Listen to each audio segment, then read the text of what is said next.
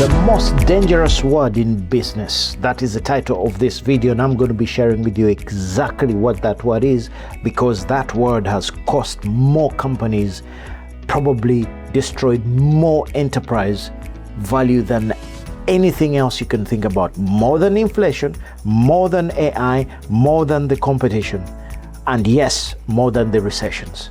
By the way, my name is Philip, and I'm an executive counsel, and I've been doing this for over 19 years across 3 continents, helping my clients make more than $200 million over the last 19 years. And the reason I want to share this word with you, because I don't want you to be part of the people who use this word, and that word is later.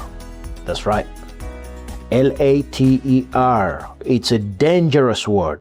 You know, one of my mantras about 5 or 10 years ago, not about 5 years ago, was speed of execution, because I looked at most of the leaders out there and realized they understand the meaning of the word speed.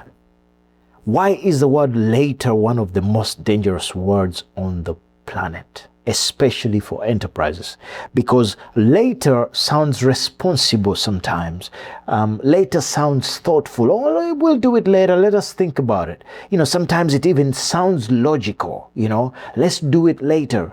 But what most CEOs don't understand is that later is actually fear. It's fear wearing a business suit. It's fear in more presentations. I mean, think about it. That difficult conversation that you should have had later, that underperforming executive that you should have fired 3 months ago, oh, we'll deal with it later. That culture problem that has been growing and everybody knows about it, but nobody's taking, oh, we'll deal with it later. That strategy shift that you know you need to be doing right now, but you're not taking the action, oh, we'll deal with it later, whilst the competition is adjusting accordingly. That customer issue that has been coming up over and over again, oh, no, we'll deal with it later in the next meeting. Oh, the market threat of the new entrant that you need to be looking at seriously and wondering how you should pivot, oh, no, we'll deal with that later. Meanwhile, you are latering. Reality keeps moving. Things keep changing. I mean, how many examples do I need to give you for you to remember what later means? Do you remember Sears? All right, Sears, the company. Yes, what happened to them? They latered themselves into oblivion, okay? Toshiba, later. Toys R Us, they said, oh, we will look at e-commerce later. Borders, the book people, oh no, we will, you know, while people, Bezos was getting online, they thought, oh, we will do it later. But please remember that history rarely remembers the moment that these companies failed. No, it remembers the moment they delayed, the moment they did not take the action that they actually needed to take. The market rewards speed all the time.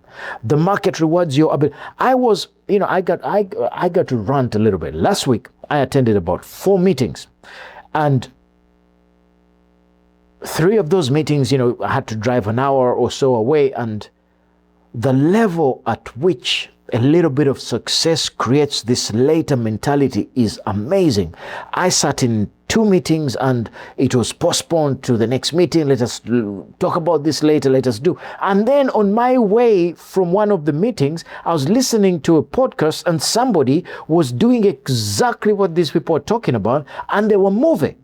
And I was thinking, wow. I attempted to call these people back and say, hey guys, you can't move at this pace. You don't need a second conversation to talk about what you've spoken about. No, you need to pull the trigger. You need to decide, what do we need to do right now? So thousands of companies choose later, and they choose later not realizing that that is the moment they fail.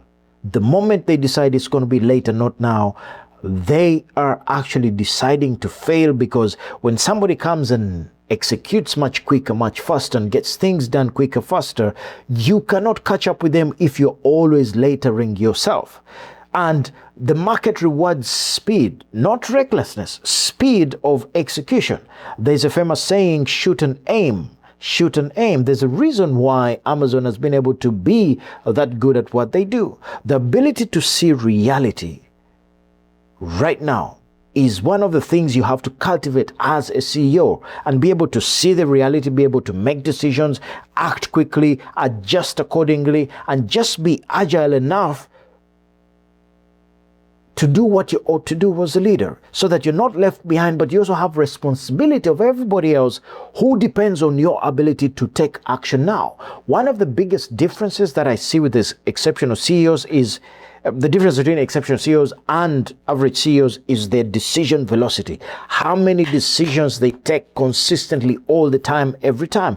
Average leaders gather information. They want, especially if you had a bit of success, you want to get quorum and you want to listen to everybody else. No, exceptional leaders create clarity. This is where we're going. What is the next decision? What is the action from this conversation? What must we do going forward? Exceptional leaders avoid stagnation, while average leaders wallow in stagnation because they're waiting. Oh, they don't want to rock the boat and they want to bring everybody on board and whatever nonsense that is. So because stagnation is usually very expensive, it hits them much later and it's harder to bounce back from them. So my question to you would be right now at this part of this video, what if the issue you have been discussing for the last 6 months isn't a complicated problem?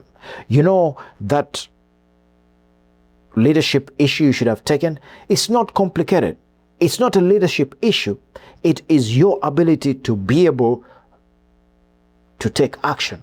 What if everybody already knows the answer and they're just waiting for you to pull the trigger? And most importantly, nobody wants to own the decision because you haven't created that environment where the word later does not exist. Because organizations rarely collapse from one catastrophic event. No. I'm just reading it. They decline through small delays, through small laters, and before you know it, 1,000 laters become 100,000 laters, and before you know it, Kodak, Polaroid, boom. Sears, what happened? Toys R Us, what happened? Borders, what happened? And you are in an era where you cannot afford that. That's why if this resonates with you at all, at any level, I want to invite you to think through it. And if you want a private ear where there's no judgment, give me a call. Let's do the executive briefing where peer-to-peer we can talk about this and see where there could be some delay and why there could be some delay. Sometimes that fear is false and you just need to talk through it with somebody, or you just need to create a culture where decisions are taken much quicker, much faster, because a culture is a culture of high performance. If any of that resonated with you, hey, click the link below, get your autopsy culture audit so that you know what's going on. But most importantly, share it with somebody who might benefit from it, because I know you know somebody who has been putting off those decisions, and now is the time for them to make that decision. And until next time, please remember that you and I have the audacity to create something amazing in this world. And as we do that, let us bring some other people along with us, our teams and the people who depend on us, so that together we can leave this world a better place. Until next time, peace.